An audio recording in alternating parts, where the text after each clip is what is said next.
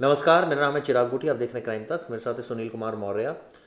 लगातार हम बात कर रहे हैं मूसावाला की और नए नए खुलासे रोज़ाना हो रहे हैं। लॉरेंस बिश्नोई का एक बयान सामने आया आज, जिसमें उसने कहा कि उसने तो कुछ किया ही नहीं, बिना बात का उसका नाम हुए जा रहा है। वो तो फेसबुक पर या किसी भी सोशल मीडिया प्लेटफॉर्म पर एक्टिव ही नहीं है, उसका कोई इन्वॉल्वमेंट नहीं है। अब हालात ये है कि वो इतना डर गया कि उसने एप्लीकेशंस लगाई है कोर्ट में कि उसका कहीं एनकाउंटर ना हो जाए, और इस वजह से ऑब्वियसली कोर्ट ने हालांकि उसको बहुत ज़्यादा एंटरटेन नहीं किया उन एप्लीकेशंस को। इस बीच कई खुलासे और हो रहे हैं। सुनील जी, क्या क्या नए नए खुलासे हैं और किस तरह से अब इन्वेस्टिगेशन आगे बढ़ रही है इस मामले में? देखिए, इसमें जो सबसे बड़ी बात है कि आखिर लोग ये अभी तक ये जानना चाहते हैं कि वो जो 29 मई की शाम को जो घटना हुई जिसमें सिद्धू मूसेवाला की हत्या हो जाती है, आखिर वो हुआ कैसे? वो क्यों अपनी बुलेट प्रूफ गाड़ी से नहीं गए? क्यों वो गनमैन को लेकर के नहीं गए? ऐसा क्या था कि वो अचानक जाते हैं, उनका पीछा होता है और फिर अंधाधुंध गोलियां मारी जाती हैं और वो कुछ नहीं कर पाते हैं, जबकि उनके पास भी बहुत सारे गन्स, ये सारी चीज़ें मिली हैं। ऐसा क्यों हुआ है? तो उनके साथ जो दो उनके दोस्त थे, गुरविंदर और एक और साथी, जो इस घटना में घायल हुए हैं, उनका बयान आया है। उन्होंने पूरी घटना के बारे में बताया। तो पहले वो हम अपने दर्शकों को बता देते हैं कि पूरा हुआ क्या था उस शाम को, रविवार की शाम को। तो उस दिन ये हुआ था कि करीब वही 5 बजे के आसपास में ये अपने घर से अचानक उनको ये लगता है कि मुझे अपनी मौसी से मिलने जाना है, उनका हाल चाल लेने जाना है। इसलिए वो कहते हैं कि हम अपने दोस्तों के साथ अभी हम चले जाते हैं। तो पहले ये हुआ कि पजेरो गाड़ी से जाते हैं, जो बुलेट प्रूफ गाड़ी थी, लेकिन वो पंचर थी। पंचर होने की वजह से अब ये होता है कोई दूसरी बड़ी गाड़ी ले लेते हैं। तो ये कहते हैं नहीं नहीं, मुझे आज थार से ही जाने का मन है, थार से चलते हैं। तो हुआ कि थार से चले। तो उनके साथ उनके घर पे गनमैन भी थे, लेकिन वो गनमैन, उस थार गाड़ी तो छोटी होती है, जैसा आप भी जानते हैं, छोटी गाड़ी होती है, जीप है, तो उसमें वो आ नहीं पाए। तो गनमैन ने इवन कहा कि हम भी चलते हैं, लेकिन उन्होंने मना करे, कोई बात नहीं, 10-15 मिनट में तो पहुंच ही जाएंगे, क्या करना है इसमें, दो साथ हैं, अपने चले जाते हैं। ये लोग चले, जैसे ही चलते हैं 500 मीटर के बाद ही एक गाड़ी होती है, वो वाइट वाली, हाँ कोरोला, वो पीछे लग जाती है। वो पीछे जब लग जाती है तो काफ़ी देर तक जब पीछा करती है, तो जो दो साथी बैठे हैं वो कहते हैं मूसेवाला से कि ये देखो गाड़ी कोई पीछा कर रहा है, कुछ बात हो सकती है, मतलब एक अंदेशा जताते हैं। लेकिन मूसेवाला ये कहते हैं कि ऐसा मेरे साथ कई बार हुआ है, क्योंकि फैंस जो होते हैं हमारे पीछे पीछे आते हैं और सेल्फी लेते हैं, तो कई बार ऐसा हुआ है, तो मेरे लिए कोई नई बात नहीं है। तो वो उनको इस बात का बिल्कुल भी अंदेशा नहीं था। और जब थोड़ी दूर तक वो पीछा करते हैं तो एक जगह ऐसा आता है जहाँ से दाएं बाएं 2 रास्ते होते हैं। तो वो अगर दाहिनी तरफ निकल जाते हैं तो वो जो कोरोला गाड़ी से आ रहे थे, जो पीछा कर रहे थे, वो बाईं तरफ निकल जाते हैं। जब ऐसा होता है तो मूसेवाला खुद भी कहते हैं, वही जो 2 उनके साथी होते हैं, कि देखो वो फैंसी थे, उनका जब रास्ता आया तो अपना निकल गए। तो बिल्कुल रिलैक्स हो जाते हैं, चलो ठीक है। लेकिन उसके बाद कुछ ही देर बाद वो गाड़ी फिर से उनको तेज़ी से दूसरे रास्ते से आती है, ओवरटेक करके उनकी गाड़ी को रोक लेती है। अब इसके बाद क्या होता है कि जब ये देखते हैं और उनकी मतलब उनका हाव भाव देख के समझ में आ जाता है कि नहीं नहीं, ये बदमाश है और ये अटैक करने आए। ऐसा देखते ही वो भी अपनी सुरक्षा के लिए पिस्टल, जो उनके पास आपने देखा होगा वीडियो फुटेज में, एक पिस्टल रखी हुई है, उस पिस्टल से फायरिंग करते हैं मूसेवाला अपनी जान को बचाने के लिए। जब फायरिंग करते हैं तो इत्तेफाक कहिए इसे या बदकिस्मती कहिए, सिर्फ उसमें 2 गोलियां यानी कि 2 कारतूस होते हैं, सिर्फ 2 राउंड फायरिंग कर पाते हैं। इसके बाद वो पिस्टल चलती नहीं है। उसी दौरान जो पीछा करने वाली गाड़ी वाले होते हैं, तभी वो बोलेरो भी आ जाती है, और बोलेरा में वही 7-8 जो होते हैं बदमाश, वो अपना निकलते हैं। इन्हें पता चल जाता है कि अब इनके हथियार जो है वो खाली है। अब वो अंधाधुंध उन्हीं की गाड़ी पे, मतलब थार गाड़ी के बोनट पे चढ़ करके अंधाधुंध फायरिंग की जाती है। और उससे पहले, मतलब सबसे पहले तो उनके टायर को बस्ट कर दिया जाता है, उसमें गोली मारी जाती है। तो इनका जो चश्मदीद है वो कहते हैं कि टायर बस्ट होने के बाद धुआं हो जाता है बहुत ज़्यादा, तो उसकी वजह से उन्हें काफ़ी कुछ दिखाई नहीं रहा। उनके टारगेट पे सिर्फ और सिर्फ मूसेवाला थे। वही 30 राउंड फायरिंग होती है, उसके बाद आपको पता ही है। लेकिन सबसे बड़ा सवाल ये उठता है कि इसमें जो एक नॉर्मल भी बात सामने आती है कि उन जो दोस्त थे उनको गोली क्यों नहीं लगी। ये भी सवाल उठ रहा है कि आखिर क्या इसके पीछे कुछ साजिश है, या फिर ये इत्तेफाक है कि उनको नहीं लगी गोली। कई बार होता है कि इत्तेफाक हो जाते हैं। बिल्कुल ये बात है। देखिए, पुलिस हर एंगल से वैसे जांच करती है, तमाम लोग ऐसे सवाल भी उठा रहे हैं, लेकिन ये जो बयान आया है उन्हीं का बयान आया है कि ऐसे ऐसे पूरा ये घटनाक्रम रहा है। ठीक है, और जब भी कोई होता है साथ में तो देखिए सवाल तो उठते ही हैं, लेकिन क्या वाकई में कुछ ऐसा है, कुछ ऐसा अंदेशा है, ये तो इन्वेस्टिगेशन पे ही आएगा। तो उस पर कुछ इस तरह की बातें कहना वाकई, देखिए बहुत बार ऐसे भी इत्तेफाक होता है कि हम 2 लोग एक साथ जा रहे हो, किसी एक पे ही ज़्यादा नुकसान होता है, कोई एक्सीडेंट हो जाता है, एक को ज़्यादा नुकसान होता है, एक को कम होता है, तो उसके घर वाले कहते हैं नहीं नहीं, कुछ जानबूझ के इसने करा था। ठीक है, तो ऐसी चीज़ें हो सकती है, इत्तेफाक भी हो सकता है, साजिश भी हो सकती है, अभी उसको हम इनकार नहीं कर सकते, तो वो इन्वेस्टिगेशन नहीं आएगा। लेकिन जिस तरह से जांच आगे बढ़ रही है, इसमें एक एंगल सामने आ रहा है। खालिस्तान मूवमेंट बहुत टाइम से चल रहा है। खासकर अगर बात करें तो पंजाब की, एक पंजाब को अलग खालिस्तान के रूप में वो जो है आतंकवादी देखना चाहते हैं और इसके लिए बाकायदा फंडिंग होती है। ये कई बार बात जो है सामने आ चुकी है और पाकिस्तान की जो ISI एजेंसी है वो पाकिस्तान की तरफ से फंडिंग होती है और कई आतंकवादी भेजे जाते हैं, इकॉनमी को क्रैश करने की कोशिश की जा रही है लगातार। और अब इनके साथ जो लोकल बदमाश हैं उन्होंने हाथ मिला लिया। इस तरह की जानकारी, चाहे वो नीरज बवानिया गैंग हो, चाहे लॉरेंस बिश्नोई हो, चाहे दिल्ली के कई गैंग हो, चाहे वहाँ मौजूद बदमाश हो, जिसमें से संपत नेहरा की भी बात अगर हम कर सकते हैं, जग्गू की भी बात कर सकते हैं, ऐसे जो बॉम्बिया ग्रुप है वो ऑलमोस्ट खत्म होने की कगार पर, लेकिन उसके भी कई बदमाश है जो एक्टिव है। तो वो इन सबसे लोकल क्रिमिनल से हाथ मिला लिया है, ISI उनको मदद कर रहा है और इस तरह से ये किलिंग हो रही है ताकि बड़े बड़े लोगों को मारा जाए, ध्यान आकर्षित किया जाए। और हमने देखा किस तरह से पहले भी पंजाब में ड्रोन के जरिए कई हथियार भी आए हैं। तो ये इसके पीछे कुछ आपको लग रहा है कि ये इसमें बेस है बात में? हाँ, देखिए इसके पीछे हम ये कह सकते हैं कि कुछ न कुछ तो है, क्योंकि इसके पीछे जब हम थोड़ा सा एनालिसिस करेंगे इन सारी चीज़ों को तो ऐसा अंदेशा लगता है कि इनके पास सबसे बड़ी चीज़ कि AN-94 ये राइफ़ल ये इनके पास आई कहाँ से। ये अगर हम वो देखें कि ये इंडिया में किसी के पास नहीं, ना आर्मी ना पुलिस, किसी के पास नहीं है, तो इंडिया में आई तो कहाँ से आई। और जब हम इन्वेस्टिगेशन करेंगे तो पता चलेगा कि ये राइफल जो है AN-94 ये पाकिस्तानी ISI के पास है, खुफिया एजेंसी। ये कैसे हम प्रूव करेंगे उन्हीं के पास है? नहीं, ये है उनके पास है। ये सारे आप जब आर्मी के वेपन्स में वो जाएंगे, इंटरनेट पे जाएंगे तो सारी रिसर्च करेंगे, आपको पता चल जाएगा कौन सा वेपन किसके पास है। क्योंकि रशिया मेड है, रशिया मेड कहीं कहीं जाता है, जैसे अपने पास है इंसास, ये सारी चीज़ें तो आपको पता है। उसी तरह वहाँ का, यहाँ तक कि बहुत सारी चीज़ें हैं जो हम क्या क्या हमारे पास मिसाइल है वो भी सारा कुछ डिस्प्ले में है, पाकिस्तान को पता है, पाकिस्तान के पास क्या है वो हमें भी पता है। तो ये सारी चीज़ें हैं। तो वो कैसे आया इसे लेकर के, और इस पर जो पूरी अभी इन्वेस्टिगेशन चल रही है इसमें इस बात का अंदेशा है, कई जो पुलिस अधिकारी हैं वो ये मानने को तैयार हैं कि कुछ हद तक इसमें ये बात सही है। और कोई मीडिया रिपोर्ट्स में ये दावा भी किया जा रहा है कि कहीं ना कहीं ISI, और आपको बता दें कि ISI का एक K2 मिशन है। K2 मतलब खालिस्तान कश्मीर, उसे कहा गया है K2 KK, ठीक है। तो उसमें क्या है कि पहले इनका कश्मीर टारगेट पे था, लेकिन कश्मीर में आप देख रहे हैं कि जैसे आतंकी गतिविधियां बढ़ रही हैं वहाँ पे उनको ख़त्म कर दिया जा रहा है, पुलिस वहाँ पे ज़्यादा आर्मी एक्टिव है, ये सारी चीज़ें हैं। तो देखिए वो बॉर्डर का इलाका है कश्मीर और बॉर्डर का ही है पंजाब। अब इनका क्या निशाना है कि चलो खालिस्तान को हम बढ़ाते हैं, और खालिस्तान के ज़रिए जब यहाँ पे वो चाहिए, जो वही बात आती है जो आपकी इकोनॉमी और ये सारी चीज़ें, तो ये परेशानी होगी, इस तरह का आतंकवाद बढ़ेगा तो जाहिर सी बात है हमारे मंसूबे कामयाब होंगे, जो ISI ऐसा सोचती है। तो ऐसा लग रहा है कि ये चीज़ें हो सकती हैं, क्योंकि इसके पीछे एक और रीज़न आपको बताएं कि लॉरेंस बिश्नोई कहाँ है, जेल में, और उसका गोल्डी बरार वो है कनाडा में। तो सोचिए कि इनके पास जो अत्याधुनिक हथियार आए हैं AN-94, ये आया कैसे? ये जेल में से तो मंगा नहीं सकता, वो अभी कनाडा में, वहाँ से कैसे आएगा? तो कहीं ना कहीं ये सारी चीज़ें हैं कि फिर ये उनको मिला कैसे। तो फिर ये सारी चीज़ें, और ये जो बाहर है इनके नेटवर्क के, अभी क्या करते हैं, जेल में रह के कैसे ऑपरेट करते हैं। जैसे एक नया गुर्गा आया जेल के अंदर, वो बड़ा एक गैंगस्टर बनना चाहता है, वो मिला लॉरेंस बिश्नोई से, अब उसे वो पूरी टिप्स समझा दिया ये करके, फिर उसकी बाकायदा उसकी जमानत दिलवाई जाती है, उसको जमानत मिलती है, वो बाहर जाता है। अब बाहर जाकर वो तो खुला में आ गया, अब वो क्या करेगा कि गोल्डी बरार उससे तो संपर्क कर सकता है, अब वो बात करके कैसे कैसे क्या करना है, क्योंकि उसको पहले से इनपुट ये सारी चीज़ें मिल चुकी हैं। अब वो पूरा इनपुट ले करके किससे मिलना है, कहाँ मिलना है, ये सारी चीज़ें होती हैं, और फिर कैसे हथियार मिलना है और क्या करना है, सब कुछ तय हो जाता है। तो काफ़ी खतरनाक एक तरह से कहा जाए साजिश है जो हमें समझ में आ रही है। इसमें एक पॉइंट और भी सामने आ रहा है, जो लगातार इन्वेस्टिगेशन आगे बढ़ रही है, लगातार आरोपी भी इसमें गिरफ्तार हो रहे हैं। एक तो मूवमेंट है खालिस्तानी मूवमेंट, जो काफ़ी क्रूशल है।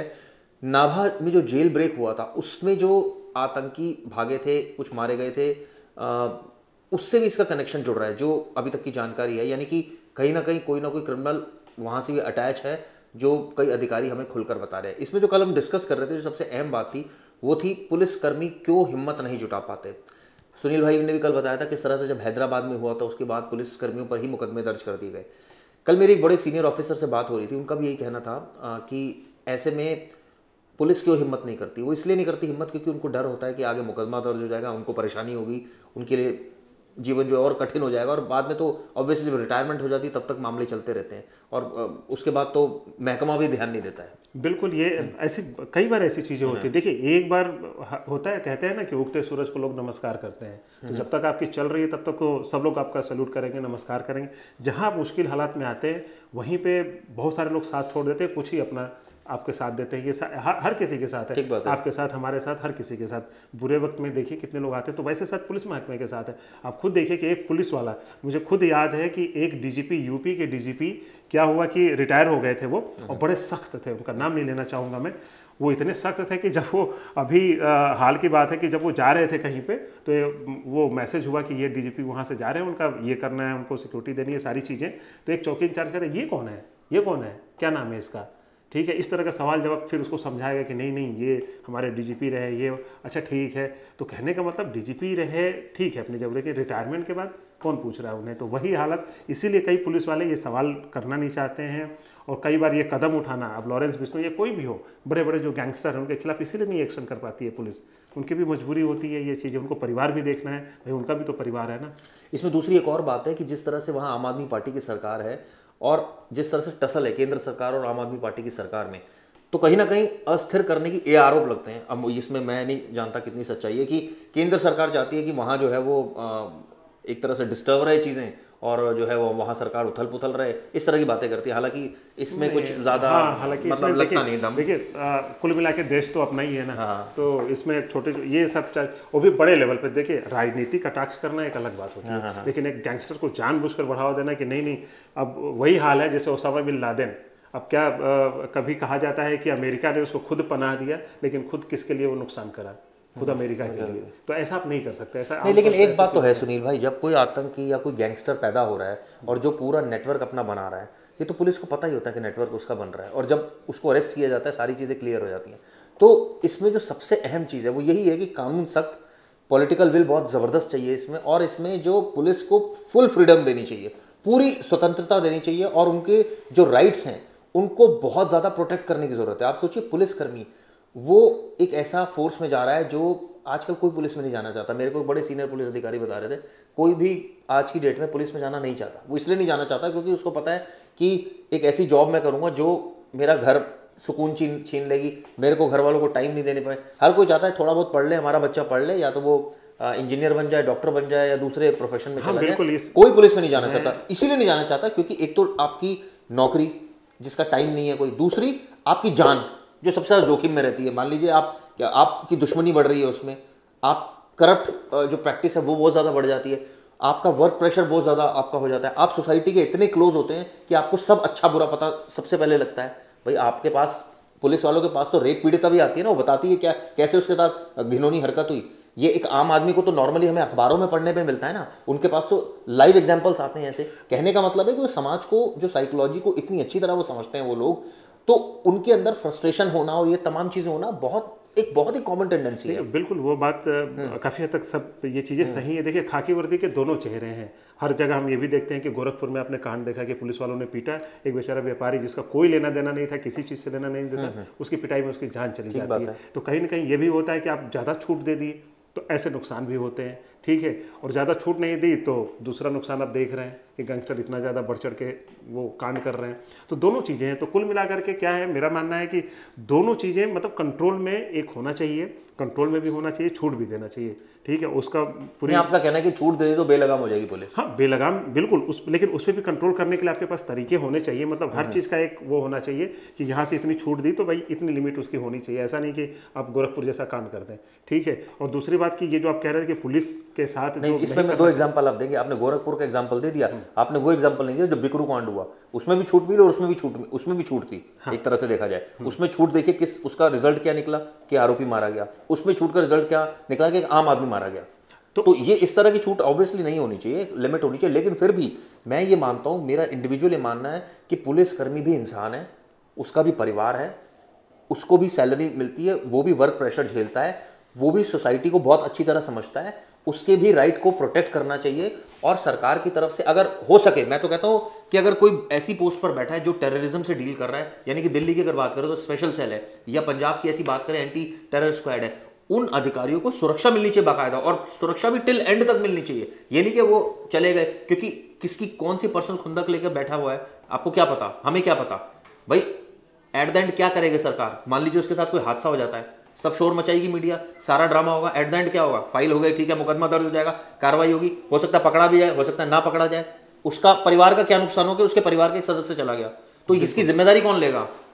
ये सबसे अहम चीज़ है। ये काम तो सरकार को करना ही चाहिए, क्योंकि अब देखिए ना कि जो नेता हैं उनको जिंदगी भर सुरक्षा मिल जाती है कई मामलों में। एक बार आप मंत्री बन जाइए, देखिए फिर आपके पास सुरक्षा ही सुरक्षा है, ठीक है, आप कुछ भी करते रहिए। लेकिन एक अधिकारी होता है, उसको देखिए कितनी सुरक्षा मिलती है उसके परिवार को, या क्या होता है जरा सा अगर उसको नुकसान हो जाता है तो उसे फिर कोई नहीं पूछता है। कितने लोग पूछते हैं? आप ये सोचिए कि पुलिस अधिकारी को डर नहीं लगता है। मुझे याद है जब दिल्ली में दंगे हुए थे, कई पुलिस अधिकारी उन जगहों पर जाने से बच रहे थे, क्योंकि उनको डर था कि वहां अगर वो चले गए तो उस समय लोग इतने बेकाबू थे कि वो कुछ भी हरकत कर सकते थे, अनटिल एंड अनलेस उनके पास फोर्स नहीं थी, उतना ही गए वहां तक। कहने का मतलब ये है कि वो भी इंसान है और उसकी भी पूरे राइट का प्रोटेक्शन होना चाहिए। और यकीन मानिए व्यूअर्स, आप लोग इस पर क्या सोचते हैं, आप लोग भी अपने कमेंट्स कीजिए कि पुलिसकर्मी जो अपनी जान जोखिम में डालकर हमें आपको इन आतंकवादियों से बचाता है, इनको पकड़ता है, अपराधियों को जो है वो मारता है, कई बार वो खुद भी बेचारा फेस करता है। ठीक है, एक पुलिस की वो भी पिक्चर है, नेगेटिव पिक्चर भी, मैं उसके बारे में डिस्कस नहीं करूंगा, पॉजिटिव की बात करूंगा।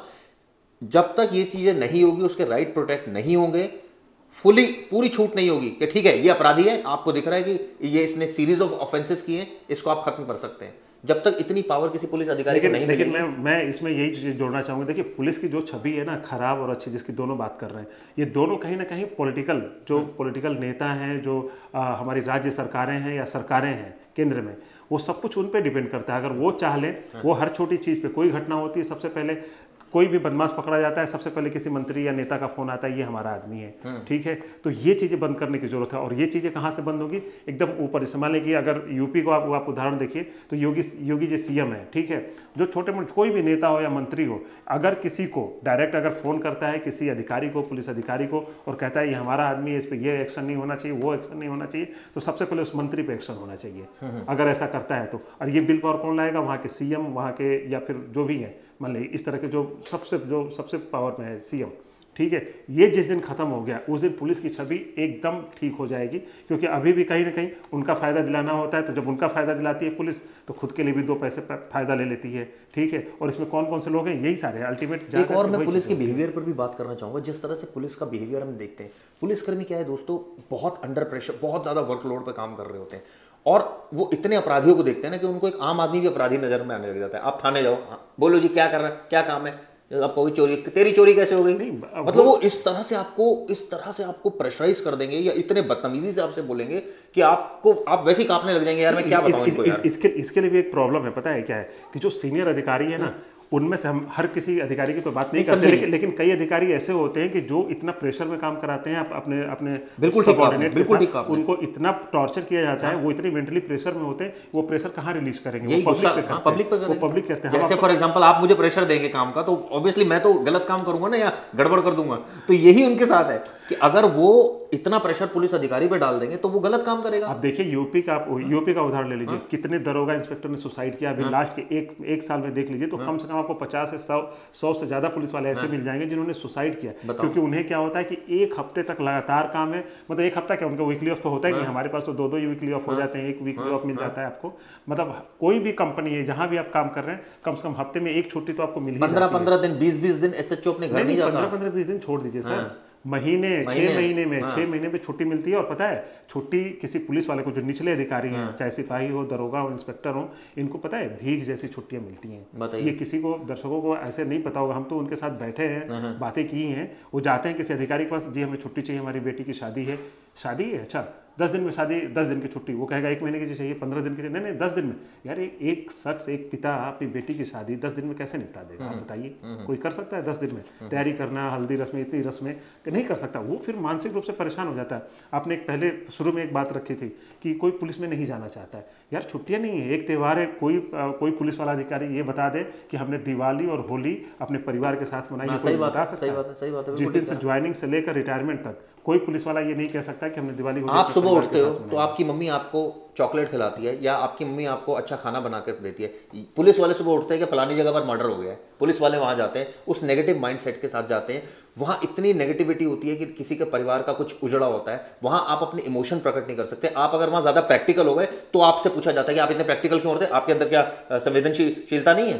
किसी की मौत हुई है, आप यहाँ, इतना भी कई बार होता है कि वो आप यहाँ खड़े होकर दांत क्यों फाड़ रहे हैं? अरे भाई, एक प्रैक्टिकल एस्पेक्ट देखो कि एक आदमी कब तक फ्रस्ट्रेशन में थोड़ी रहेगा। अगर वो किसी स्पॉट पर जा रहा है, अगर वो देख रहा है गलत चीज, तो वो 100 बार देख चुका है वो गलत चीज, वो 100 बार देख चुका है, तो वो उससे आप कैसे एक्सपेक्ट कर रहे हो कि वो बिल्कुल जो है वो रोने वाली स्थिति आ जाएगी। यही सेम चीज मीडिया के साथ भी, ये भी मीडिया के साथ बिल्कुल सही कहा। मीडिया में 100 चीजें देख चुकी है, तो कई बार मीडिया पे लोग अरे मीडिया वाला तो ये तो मजाक उड़ा रहा है, ठीक है ना, वो नॉर्मल उनके लिए होती है। आप सोचिए इस परिस्थिति में आके पुलिस वाला काम कर रहा है, और इस परिस्थिति में आप उससे क्या एक्सपेक्ट कर रहे हैं कि वो आपसे बड़े प्यार से बोले।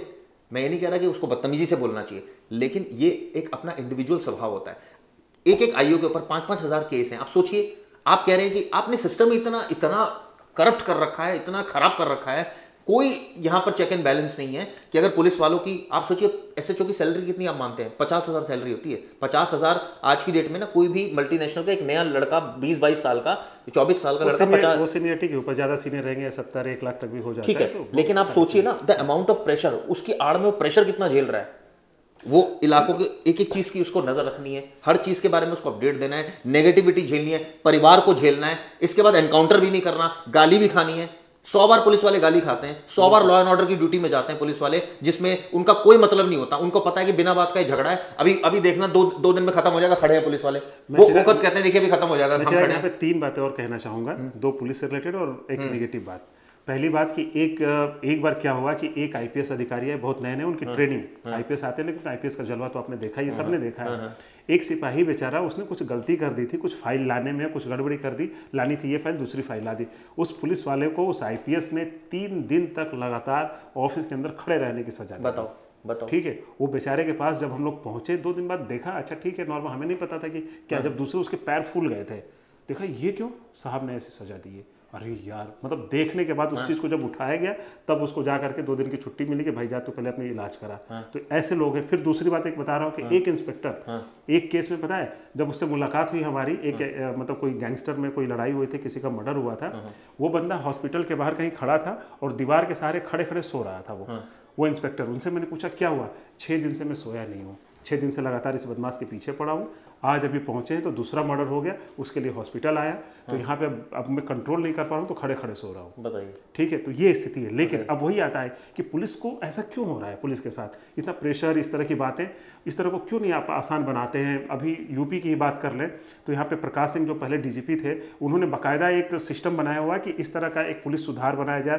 पुलिस रिफॉर्म लाया जाए। वो आज तक कहीं पास ही नहीं हुआ। उसको नेता जो मंत्री और हमारे ये सीएम जो भी हैं, उन्होंने कभी पास होने ही नहीं दिया कि पुलिस के भी 12 घंटे की ड्यूटी वो करी जाए, फिर उनको हफ्ते में 1 छुट्टी दी जाए। इस तरह की चीज़ें होगी तो उनका मनोबल अच्छा होगा, परिवार के साथ रहेंगे, परिवार के साथ रहने की छूट दी जाए। वो होता है कि एक जिले का, जिस जिले के आप रहने वाले हैं, उस जिले के आसपास आप पोस्ट नहीं हो सकते, तो अपने माँ बाप से आप नहीं मिल सकते। इस तरह की फ्रस्ट्रेशन है। इन चीज़ों को दूर करके आप बेस्ट चीज़ें लाइए ना, ताकि उनके फ्रस्ट्रेशन कम हो, तो अल्टीमेट वो पब्लिक के साथ अच्छे से रहेंगे। बिल्कुल ठीक है। और आईपीएस लॉबी में तो एक चीज़ होती है कि इनकी ऐसी जो पॉलिसीज हैं वो ये है कि इनको बाहर पोस्टिंग भी करनी है। आप सोचिए कोई दिल्ली का है आईपीएस, वो बाहर जाता है, 2 साल के लिए बाहर जाता है, पूरा परिवार लेकर जाता है वहाँ, पूरा मतलब वहाँ बच्चे का एडमिशन भी वहीं करवाता है, सब कुछ कराता है। वो ठीक है, फैसिलिटी मिलती है, मैं फैसिलिटी की बात नहीं कर रहा हूँ, लेकिन एट द एंड वो ठीक है, उसको भी ये पता है कि आईपीएस वो एक फील्ड में आया है, तो उसको ये सब प्रेशर झेलने पड़ेंगे। लेकिन दोस्तों, मैं सिर्फ ये बात बोलना चाह रहा हूँ, क्या सिर्फ एसएचओ की जिम्मेदारी है? क्या सिर्फ एक वो हेड कांस्टेबल या बीट कांस्टेबल की जिम्मेदारी है हर चीज़ को कंट्रोल करना? क्या सिर्फ सारी जिम्मेदारी एसएचओ की है? ऐसा नहीं होता। आप प्रॉपर पुलिस रखिए। यहाँ दिल्ली में यह हालत है कि 2-2 लाख पॉपुलेशन है और 100 पुलिस वाले हैं। अब सोचिए क्या एक्सपेक्ट कर रहे हैं आप, किस तरह से पुलिसिंग होगी पूरे देश भर में? ये हाल है, बताइए आप कैसे पुलिसिंग होगी इसमें? एक पुलिस वाले के पास औसतन जो एक एवरेज बनाया गया है कि 1000 और गांव में 1500, बताइए, ठीक है, इतने होने चाहिए आइडियली इतने होने चाहिए, लेकिन ऐसा नहीं। हर जगह एक पुलिस वाले पे 4000 से 5000 एवरेज की जिम्मेदारी है एक पुलिस वाले पे। तो सोचिए कि कैसे क्या होगा। तो ये सारी चीजें हैं, लेकिन वही है कि आखिर में ये सारी चीजें जो गैंगस्टर और पंजाब जिसकी हम सब कुछ बात देखिए, ये बेसिक चीजें हैं, क्योंकि यहीं से सब सारी चीजें जुड़ी हैं। हाँ, धीरे धीरे सब छोटी मोटी सब चीजें, पुलिस एक्टिव होगी तो इनको पकड़ लेगी तो ये कर नहीं पाएंगे। मुखबिरी प्रॉपर होगी तो पुलिस को पता लग जाएगा। मुखबिर पुलिस के आजकल इतने वीक हो गए। पहले पुलिस पैसा देती थी मुखबरी के लिए, अब कई बार ये होता है कि पैसे भी देती है तो भी मुखबिर उतना एक्टिव नहीं है, या पुलिस की जो बहुत ज्यादा डीप रूटेड जो उनके गैंगस्टर्स के आसपास मुखबिर होनी चाहिए वो नहीं है। तो कोई ना कोई इस पे हम लोग आगे एक दिन हम पूरा शो बनाएंगे कि मुखबिरी होती कैसे है, मुखबिर कौन होते हैं और मुखबिर क्या क्या कर सकते हैं। इस पे एक दिन हम लोग बताते हैं दर्शकों को, ठीक है। तो ये आपको दोस्तों कैसी लगी ये पूरी वीडियो? हमने दरअसल ये इसका माध्यम हमारा ये था कि हम रूट कॉज तक जाएं कि आखिर रूट कॉज क्या है, क्यों ये सब चीजें हो रही हैं, कैसे सिस्टम को सुधार किया जा सकता है। वीडियो के बारे में आप जरूर बताइएगा दोस्तों। Thank you.